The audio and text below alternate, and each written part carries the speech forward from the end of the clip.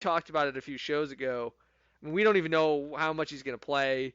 He doesn't seem to have a lot of taste for this game, so I it's interesting. Giannis got a lot of guys for who would be useful in a real basketball game. In this All-Star game, it feels like unless Trey Young himself and Joel Embiid decide to put on a show, this could get out of hand quickly. But Jason, we've got to have different picks here so we can really kind of pick sides and have a winner and loser. So I'm gonna pick Team Giannis, probably against my better judgment here. But to be honest, I just would like to see a good game here. I think it's gonna be fun to see Giannis just go freaking Super Saiyan during this game and dunk everything in sight.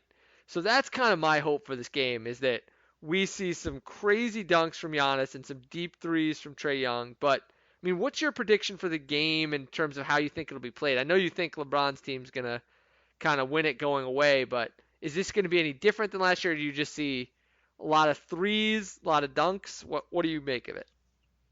I think it's going to be a lot of electrifying plays from the star power on Team LeBron because I think that Giannis made his picks with loyalty. Like I said, going with Embiid and then Yeah, Siakam.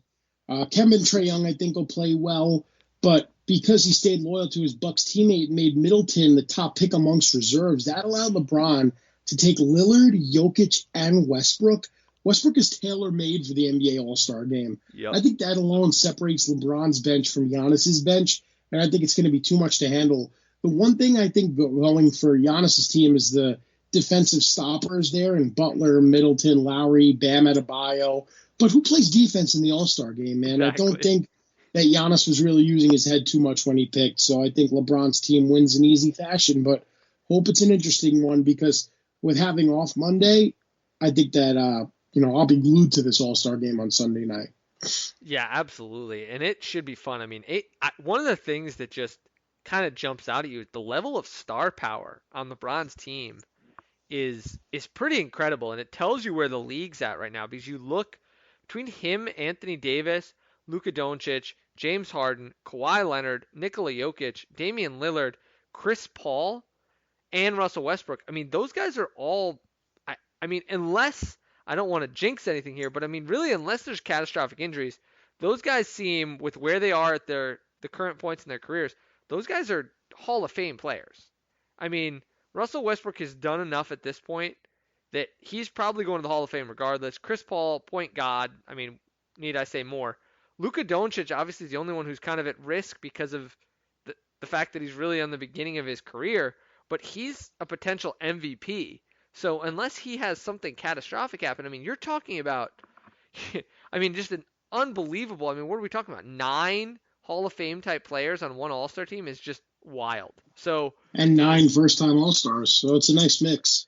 yeah, absolutely. So I agree with you. I think LeBron picked the better team, but we'll see what happens. We have a lot to watch. Any other predictions or big takeaways for this upcoming All Star weekend in Chicago? I think we're all going to cry based on Giannis's team honoring Kobe and LeBron's team honoring Gianna Bryant.